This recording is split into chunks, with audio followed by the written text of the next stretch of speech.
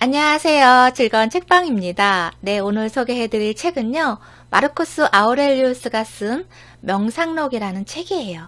이 책은 하버드대, 옥스퍼드대, 시카고대에서 필독서로 꼽힐 정도로 인간이 삶을 살아가면서 꼭 한 번쯤 읽어보면 좋을 그러한 책으로 꼽히는 책 중에 하나예요. 마르쿠스 아우렐리우스는 로마 제국의 마지막 황제였고요.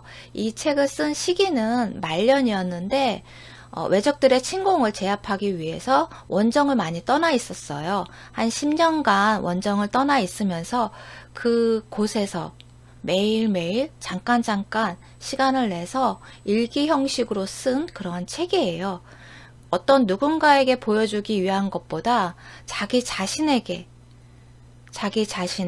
그런 흔들리는 마음, 그러한 것을 다잡기 위해서, 그리고 또 자신의 내면을 들여다보고 성찰의 시간을 가지면서 쓴 그러한 내용들을 담고 있어요. 그래서 원정을 가서 쓴 일기이기 때문에 죽음에 관련된 내용들도 많이 담고 있는 그러한 책이에요.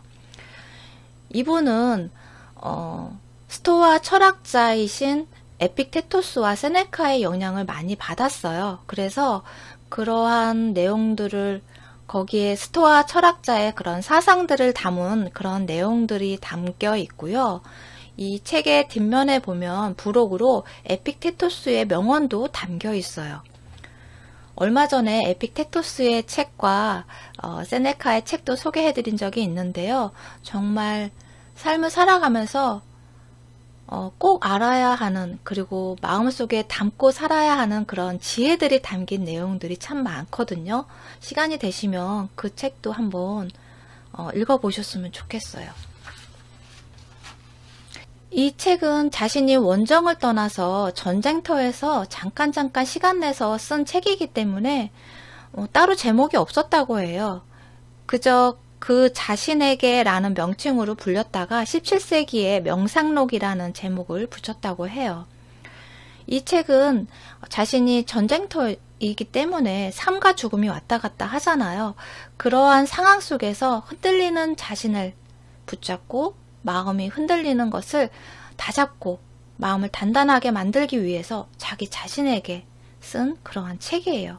자기 자신의 내면에 생각들을 들여다보고 성찰의 시간을 갖고 어떻게 사는 것이 최선의 삶인지 자기 자신에게 충고하기 위한, 그리고 지금의 상황에서 느끼는 그러한 자신이 중요하게 생각하는 그런 명제들을 담고 있어요. 지금부터 책 내용을 읽어드릴게요. 마음을 편안하게 하시고 차분하게 눈을 감고 들어주셔도 참 좋을 것 같아요. 지금부터 책 내용을 읽어드릴게요. 오, 나의 정신이여, 너는 내 자신을 학대하고 또 학대하고 있구나. 그것은 내 자신을 존귀하게 할 기회를 스스로 없애버리는 것이다. 인생은 한 번뿐이고 너의 인생도 끝나가고 있다. 그런데도 너는 내 자신을 존중하지 않고 다른 사람들이 너를 어떻게 평가하느냐에 마치 너의 행복이 달려 있다는 듯이 다른 사람들의 정신 속에서 너의 행복을 찾고 있구나. 너는 왜 너의 외부에서 일어나는 일들에 휘둘리고 있는 것이냐? 그럴 시간이 있으면 내게 유익이 되는 좋은 것들을 더 배우는 일에 시간을 사용하고 아무런 유익이 없는 일들에 쓸데없이 이리저리 끌려다니는 것을 멈추라. 하지만 그런 후에도 또 다른 잘못을 범하지 않도록 주의해야 한다. 왜냐하면 아무런 인생의 목표도 없이 그저 자신의 온갖 충동과 생각이 시키는 대로 열심히 달려오느라고 지쳐버리는 것도 어리석은 것이기는 마찬가지이기 때문이다. 다른 사람들의 정신 속에서 무슨 일이 일어나고 있는지를 잘 살피지 않았다고 해서 사람이 불행해지는 경우는 거의 없지만 자신의 정신의 움직임을 주의 깊게 잘 살피지 않는 사람은 반드시 불행해지게 된다. 제4권에 있는 내용을 읽어드릴게요. 너의 불행은 다른 사람을 지배하고 있는 이성에 달려 있지도 않고 너를 둘러싸고 있는 환경의 변화에 달려 있지도 않다. 그렇다면 무엇에 달려 있는가?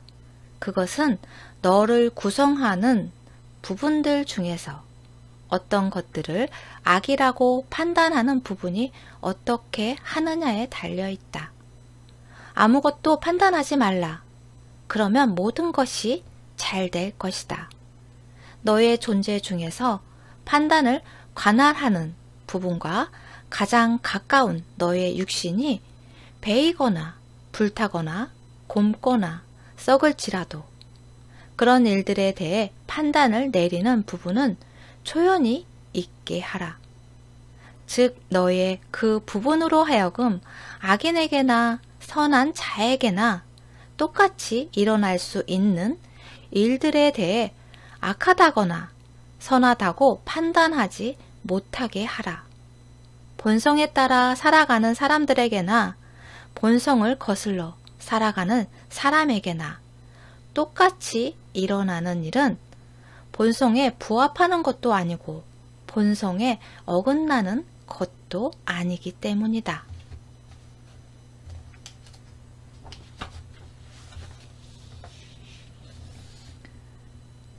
내가 무엇을 해도 행운이 따르는 때가 내게 있었다. 하지만 진정한 행운은 내 자신이 정하는 것이다. 진정한 행운은 혼의 선한 성향, 선한 충동들, 선한 행동들에 있기 때문이다. 다시 한번 읽어드릴게요.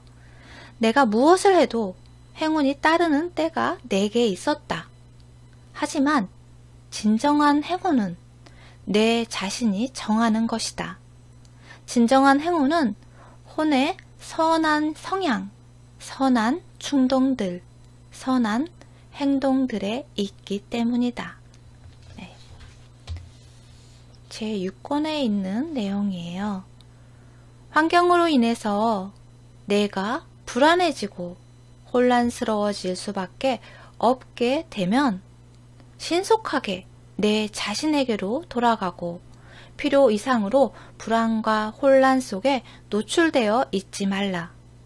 끊임없이 내 자신에게로 돌아간다면 내가 처해 있는 환경을 더 잘 다스리게 될 것이다. 너의 마음을 즐겁고 기쁘게 하고자 한다면 내가 함께 어울리는 사람들의 좋은 점들을 떠올려 보라. 예를 들면 이 사람은 활력이 넘치고 저 사람은 겸손하며 또 한 사람은 너그럽고 또 다른 사람은 또 다른 어떤 좋은 점이 있다는 것을 생각해 보라. 우리와 함께 살아가는 사람들의 성품 속에서 여러 가지 다양한 미덕들이 여기저기에서 많이 나타나는 것을 생각해 볼 때만큼 즐겁고 기쁠 때는 없기 때문이다.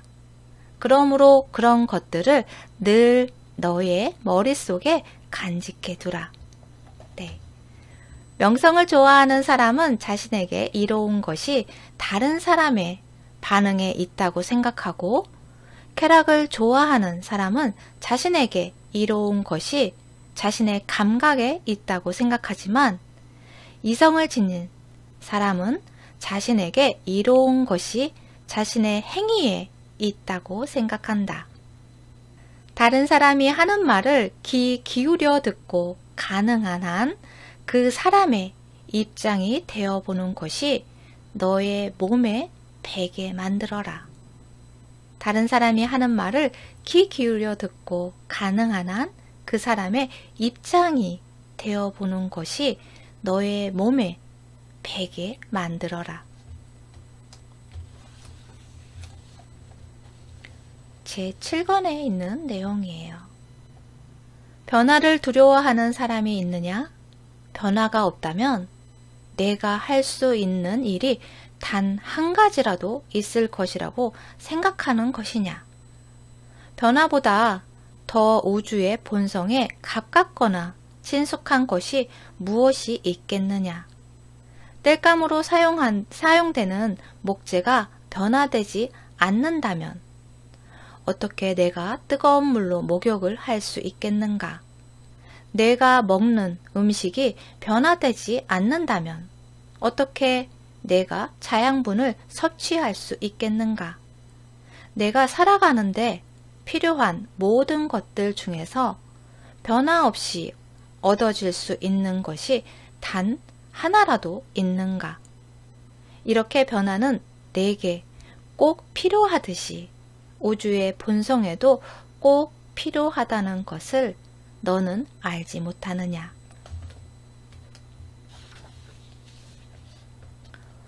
화난 표정은 본성을 아주 많이 거스르는 것이다. 화난 표정은 본성을 아주 많이 거스르는 것이다. 그것이 자주 반복되어서 습관으로 굳어지면 사람의 살아있는 표정은 죽어가기 시작해서 결국에는 완전히 죽어버려서 되살릴 수 없게 된다. 이것으로부터 우리는 화내는 것이 이성을 거스르는 일이라는 것을 알게 된다. 잘못을 저지르고 있다는 의식조차 없어져 버린다면 사람이 살아갈 다른 어떤 이유가 남아 있겠는가?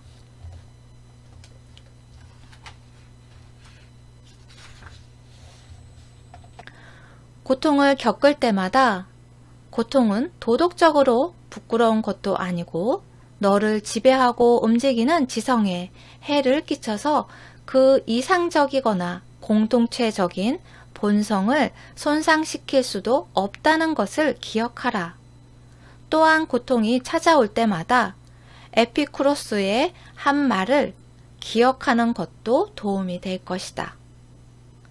고통은 언젠가는 반드시 끝나게 되어 있기 때문에 내가 너의 상상력으로 내가 겪는 고통을 부풀리지만 않는다면 참아낼 수 없거나 영원히 끝나지 않을 고통이라는 것은 없다. 다시 한번 읽어드릴게요.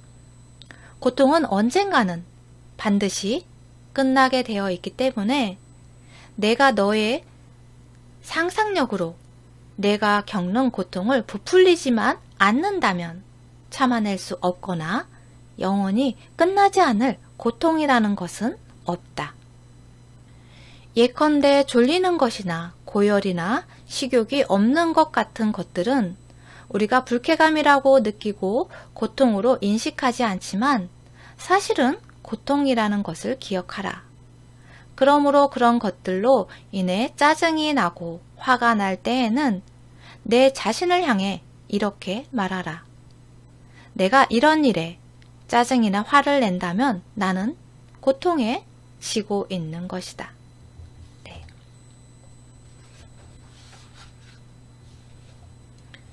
제 8권에 있는 내용을 읽어드릴게요.